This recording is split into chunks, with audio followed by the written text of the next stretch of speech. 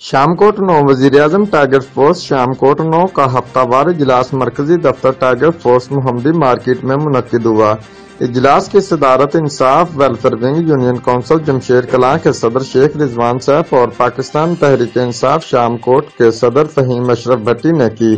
اجلاس میں عوام میں ماسک کی پابندی، گرام فروشی سے متعلقہ شکایات کے حل اور دیگر سماجی امور پر ایک جامع پلان ترتیب دیا گیا۔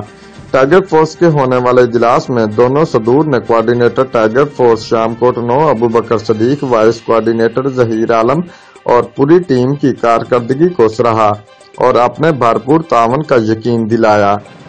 رپورٹ کرائم رپورٹر ظہیر عالم، جیو ایکسپریس نیوز، قصور۔